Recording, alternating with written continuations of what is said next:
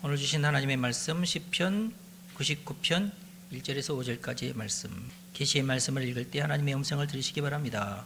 여호와께서 다스리시니 만민이 떨 것이요 여호와께서 그룹 사이에 좌정하시니 땅이 흔들릴 것이로다. 시온에 계시는 여호와는 위대하시고 모든 민족보다 높으시도다. 주의 크고 두려운 이름을 찬송할지니 그는 거룩하심이로다. 능력 있는 왕은 정의를 사랑하느니라. 주께서 공의를 견고하게 세우시고 주께서 야곱에게 정의와 공의를 행하시나이다. 너희는 여호와 우리 하나님을 높여 그의 발등상 앞에서 경배할지어다. 그는 거룩하시도다. 아멘. 말씀의 은혜가 되시기를 바랍니다. 공정하신 하나님, 이런 제목으로 말씀을 드리는데, 특별히 4절에 있는 말씀에 보면은 능력 있는 왕은 정의를 사랑하느니라. 그렇게 하고 주께서 공의를 견고하게 세우시고 주께서 야곱에게 정의와 공의를 행하시나이다. 정의와 공의에 관한 단어가 한 절에 4번 등장하고 있습니다. 특별한 구절이죠.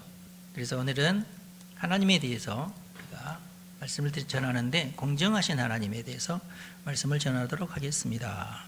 오늘 말씀이 이제 공정하신 하나님을 이제 찬양하며 높이는 노래인데요. 하나님은 공정에 대해서 관심이 많으십니다.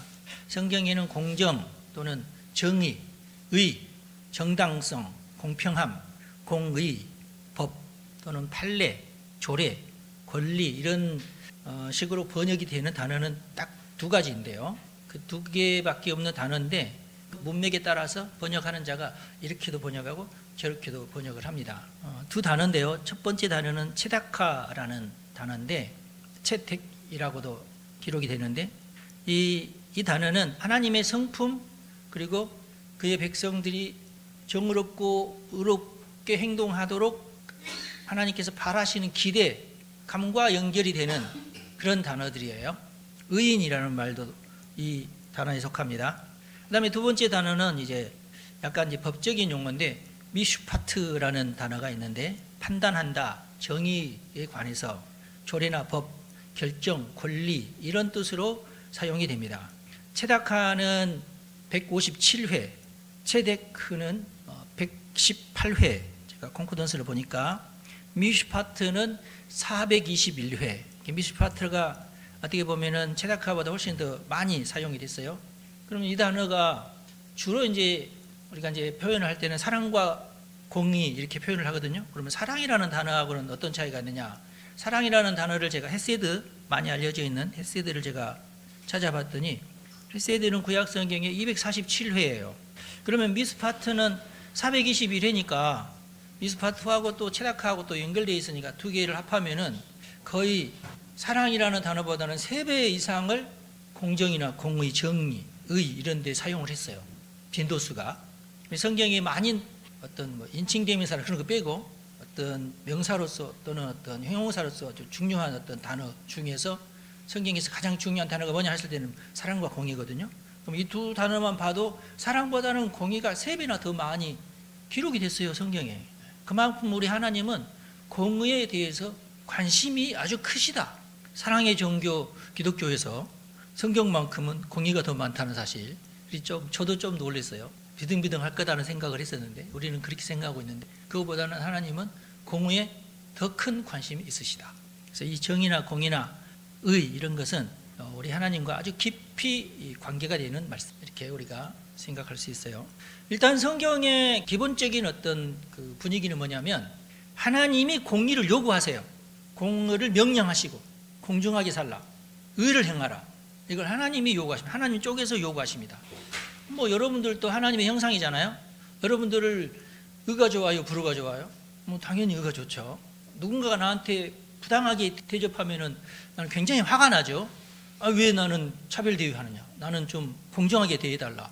나를 우대하는 것까지는 내가 원치 않고 나를 그냥 공정하게만 대해달라. 여러분 다들 그렇죠? 여러분 주위에 공정한 일들이 많이 일어나시기를 바랍니다.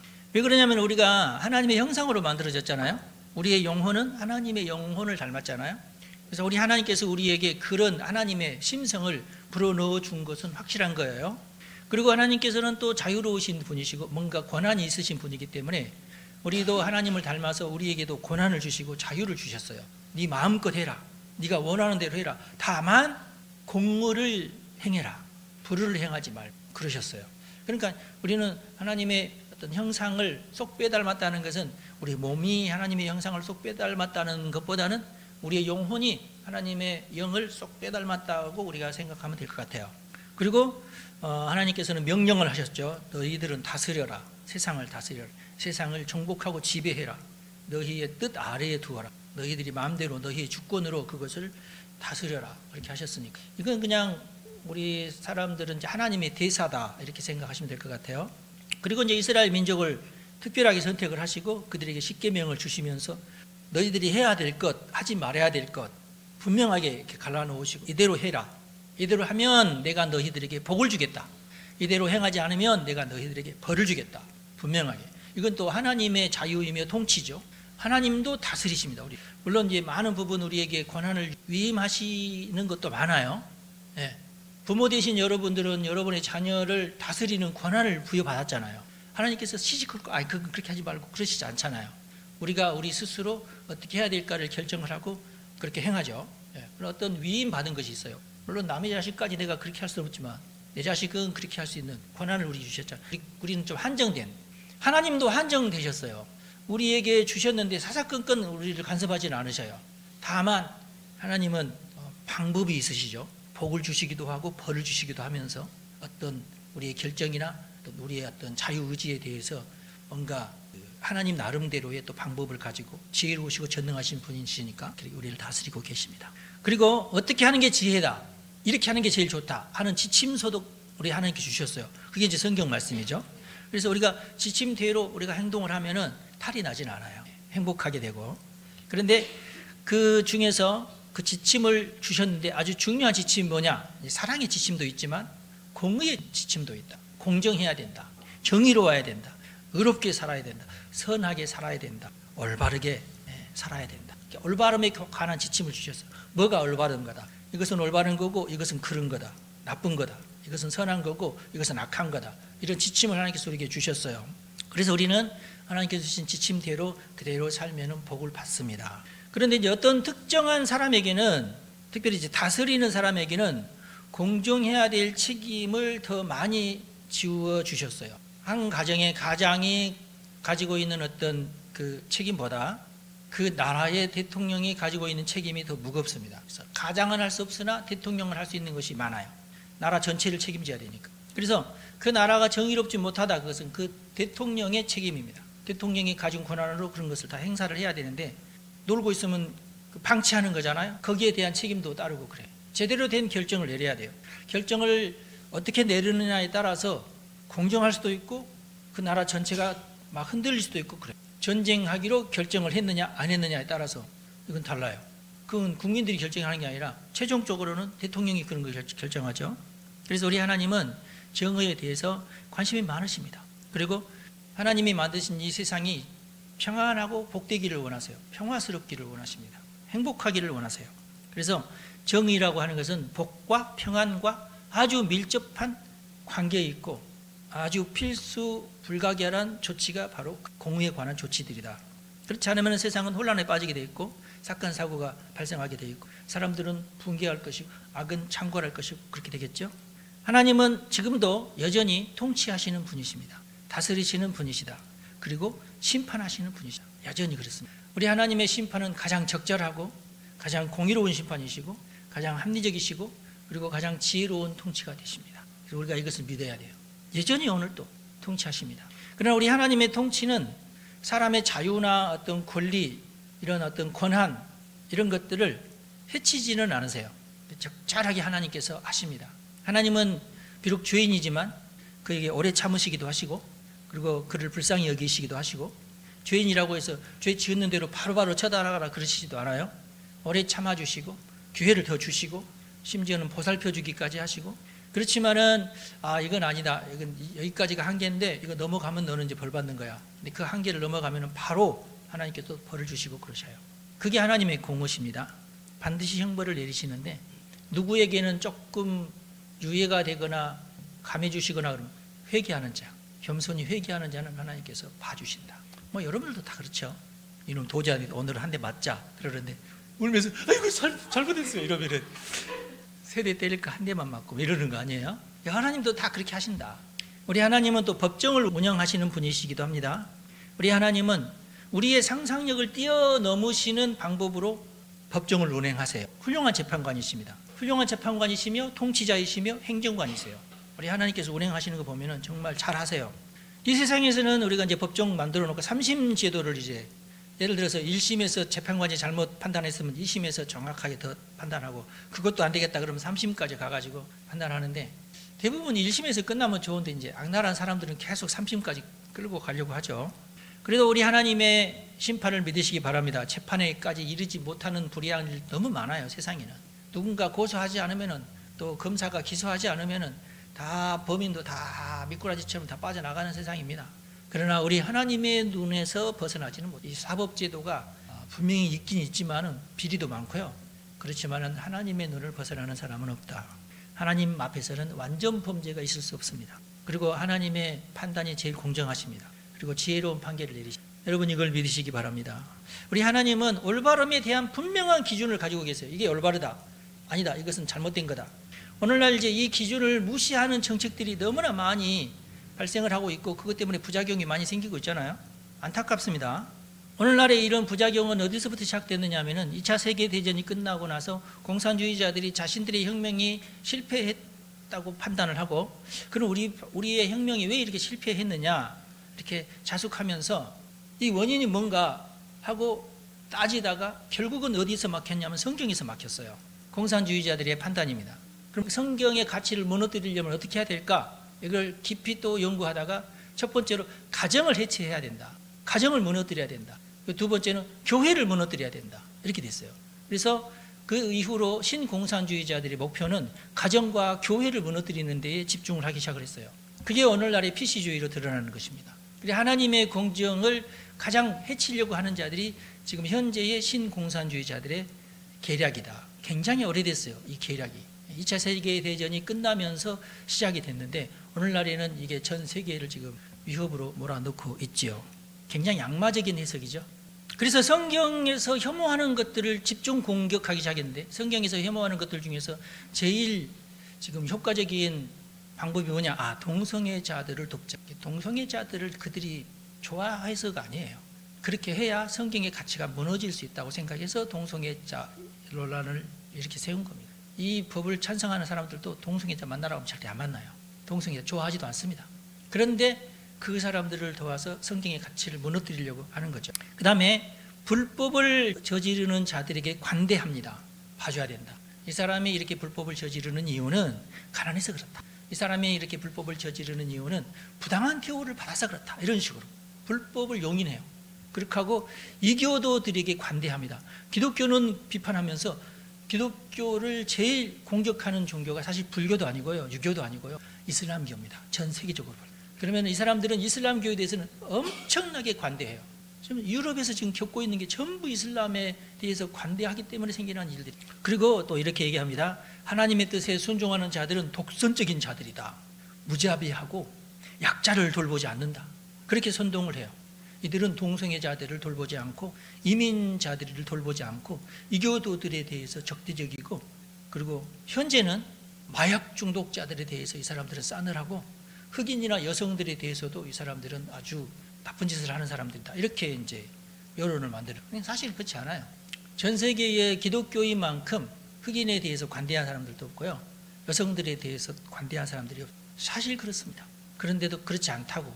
그런데 이제 물론 이제 그런 건 있어요. 특별히 백인 중에서 흑인을 이제 괴롭히는 사람도 있고, 백인 중에서 가부장제를 통해서 여성들을 억압하는 사람들도 많아요. 우리나라는 더 심했죠.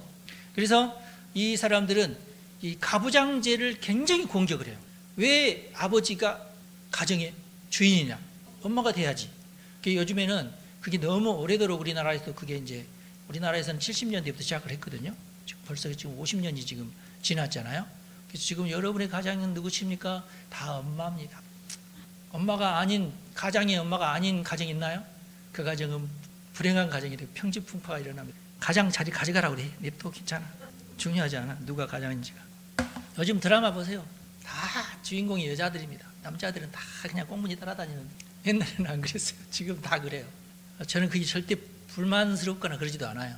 근데 이제 그런 것 때문에 가정이 해체된다는 거, 그게 문제죠. 개인주의를 조장하고 혼자 살아도 된다 이런 걸 막 선전하고, 심지어는 나 혼자 산다는 프로그램도 있어요.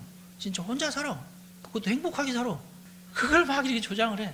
그리고 애 키우는 것이 얼마나 힘든데. 요즘 저는 그래서 그런, 모르겠어, 내가 그런 성향인지 몰라도 저는 절대 나 혼자 산다 안 보고요, 보면 재미가 없어. 재미도 없고. 근데 그게 그렇게 인기가 좋고, 또 뭐지, 우리 이야기 뭐 금쪽이 뭐 나오고 그런, 그거 보면은 나도 신경이 나서 애 키우고 싶지 않겠어. 그러니까 젊은 애들이 나는 애 키우고 싶지 않아 이렇게 되는 거야. 애 키우는 것이 얼마나 행복하고 즐거운지에 대해서 방송을 해줘야 되는데 안 그런 것을 방송하는 거야. 참, 이게 참, 여러분, 젊은이들이요, 애 낳고 키우는 즐거움과 행복을 뺏어버리는 그런 프로그램들이 얼마나 많은지 몰라. 안타까워요. 이 모든 것들이 어떻게 보면은 조종하는 세력들이 위해서 이렇게.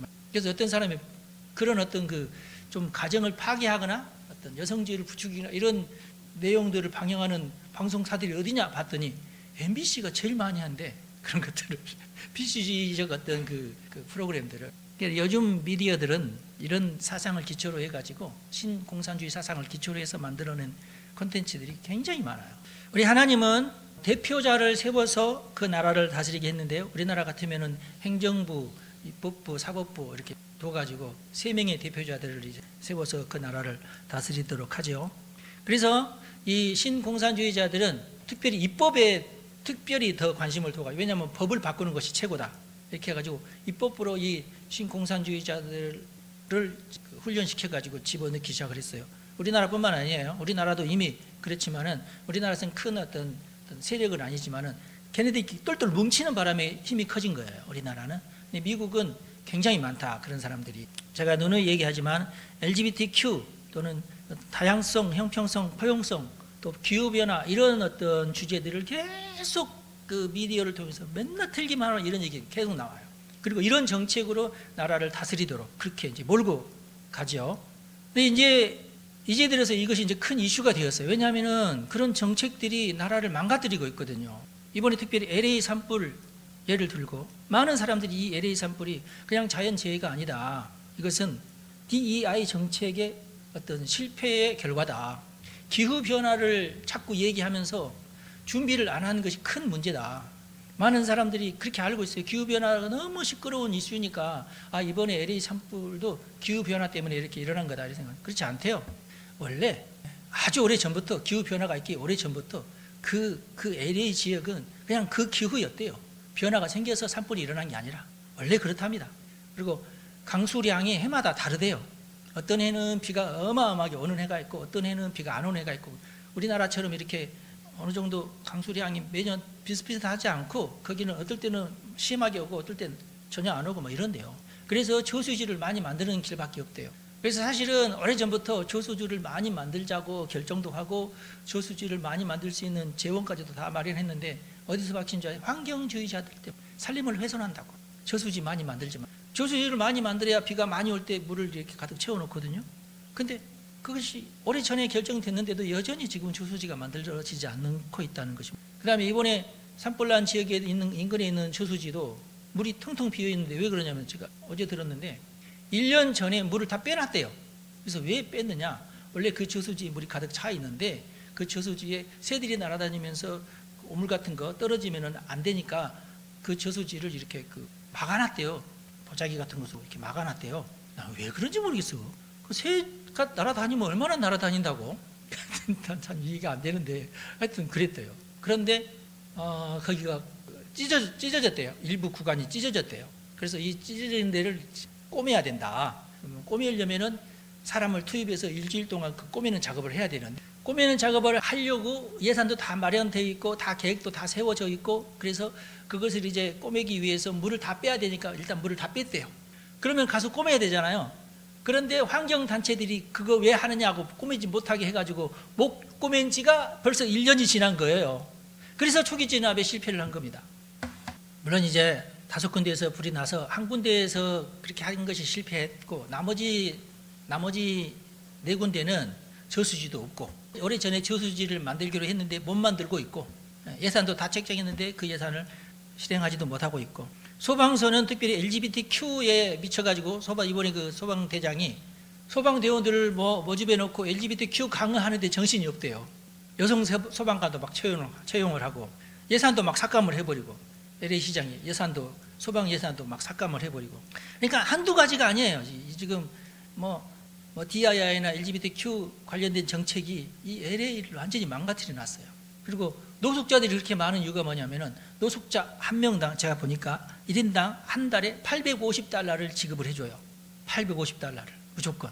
그리고 비영리 단체들에게 이 노숙자들을 위해서 이 사람들이 편하게 살 수 있는 빌딩을 하나 지어달라 하고 예산까지 다 줬는데 아직까지 안 지어지고 있어. 그럼 예산 다 어디 갔느냐?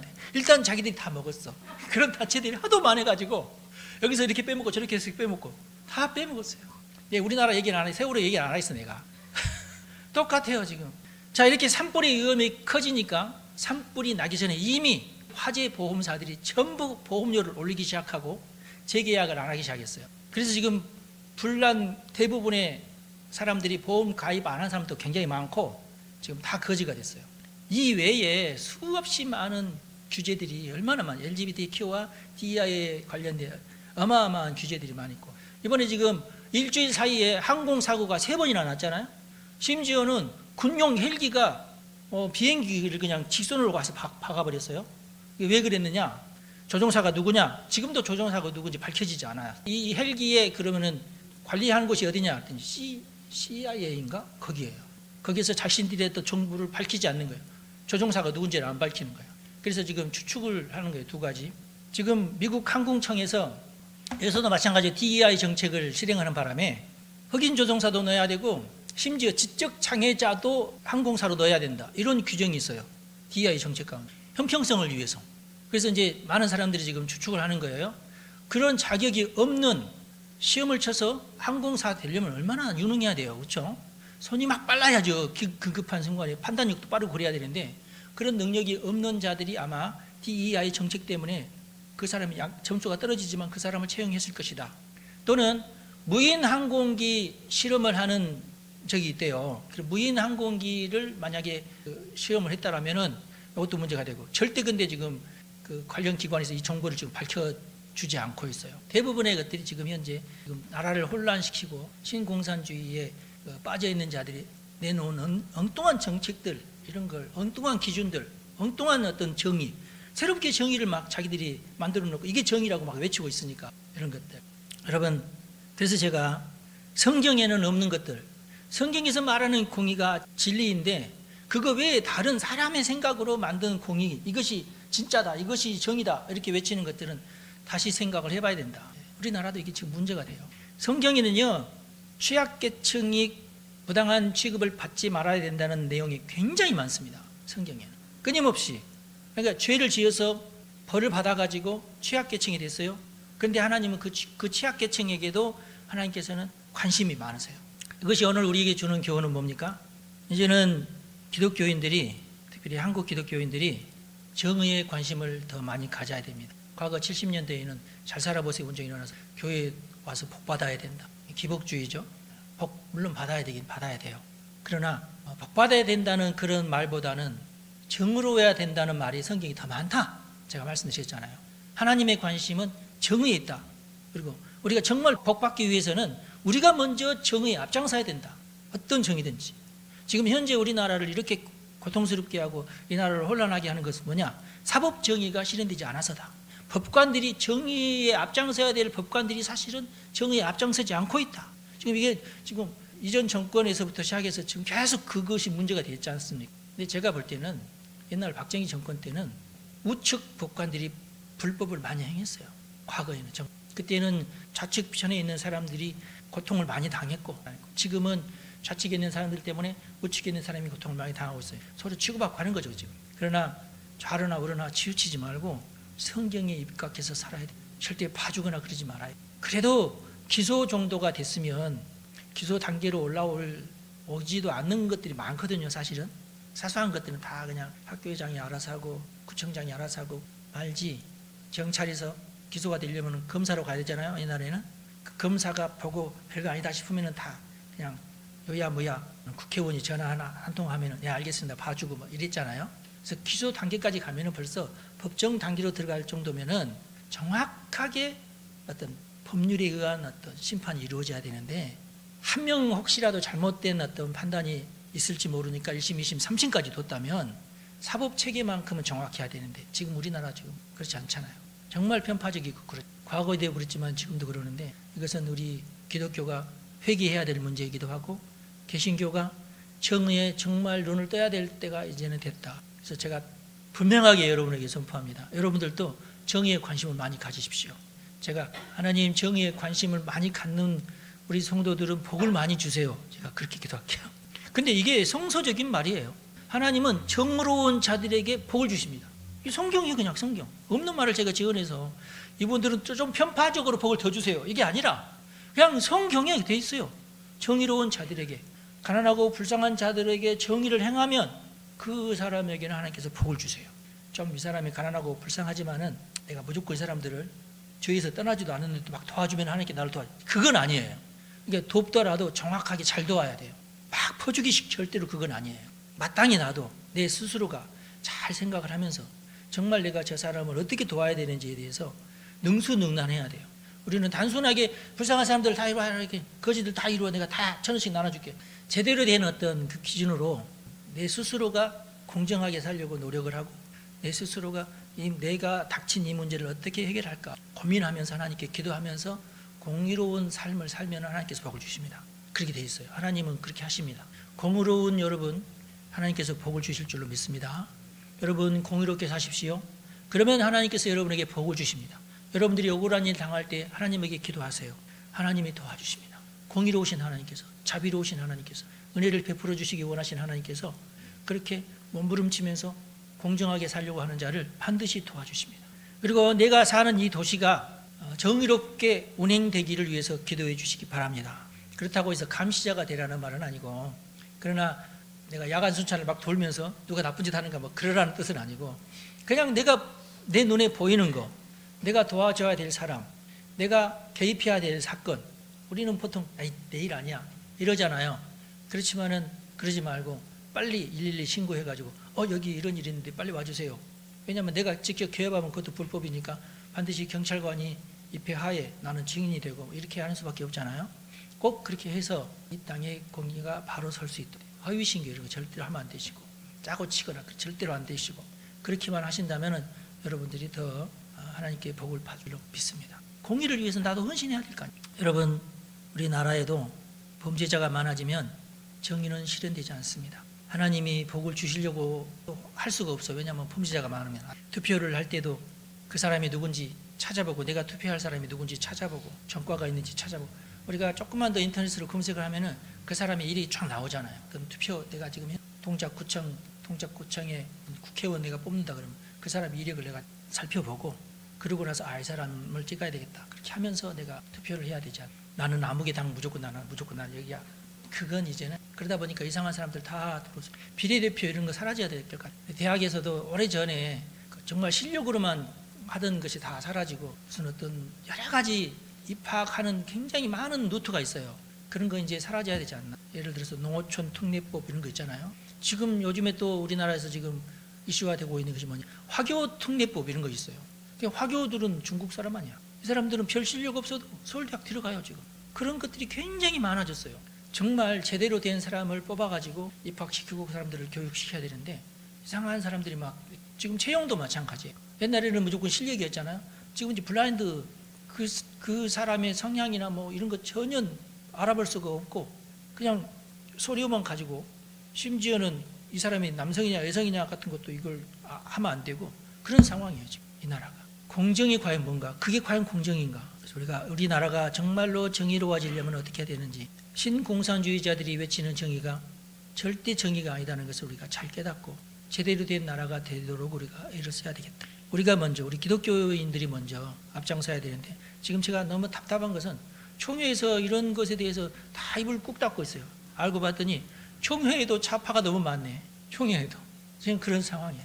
총체적 난국 현상인데, 큰 교회들은 또 이런 설교를 또 못해요. 큰 교회는 우파나 좌파나 이렇게 있거든요. 그러다 보니까 우파 설교도 못하고 좌파 설교도 못해요. 그러다가 쫓겨나, 바로 쫓겨나. 지금 이런 상황입니다. 여러분들이 먼저 지금 많은 부분 이런 것을 깨닫는, 저도 이걸 깨닫기는 한 15년 정도밖에 안 됐어요. 그 전에는 전혀 여기에 대해서 관심도 안 갖고 그랬는데 세상이 점점 이상하게 돌아가는 것 때문에 깨닫게 되고, 결정적으로 깨닫게 된 것이 이제 세월호 사건입니다. 그 전까지도 너네들 그렇게 해봤자 뭐 그랬거든요. 시당초 이것을 깨닫는 것은 제가 대학교 2학년 때 깨닫게 된 것이고, 그렇지만은 우리나라에서는 아직 신공산주의가 상륙하기까지는 적어도 몇십 년은 남아있을 거다.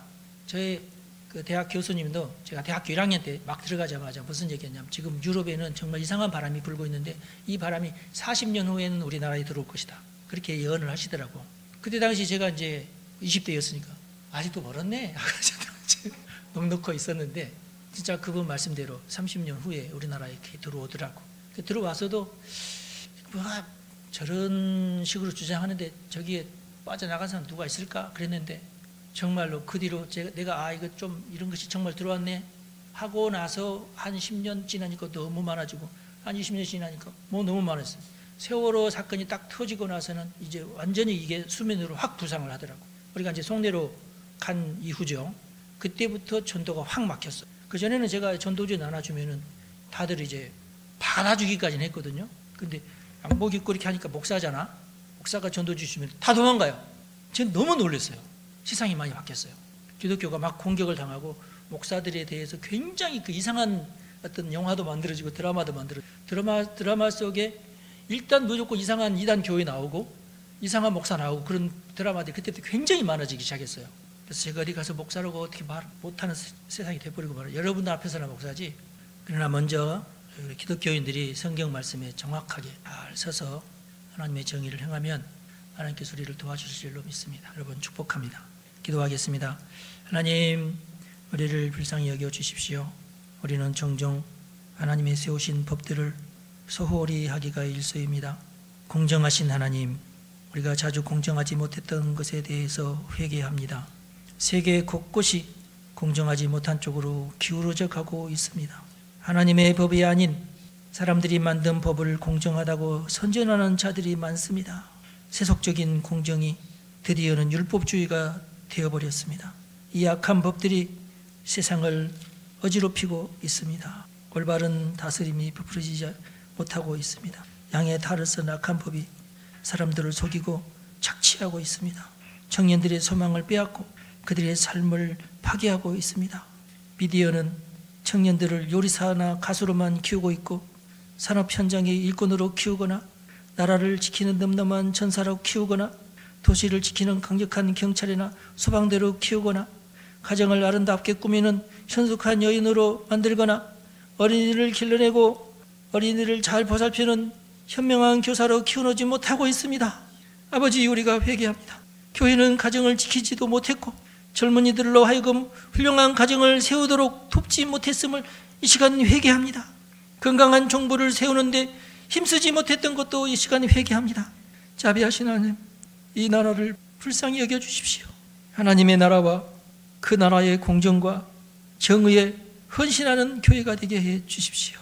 오늘 같은 마음으로 하나님께 헌신하며 기도하기로 작정한 우리 성도들을 축복하오니 자비를 베풀어 주시고, 더욱 하나님의 말씀에 헌신하며 하나님의 도우심을 기도하는 성도들 다 되게 하옵소서.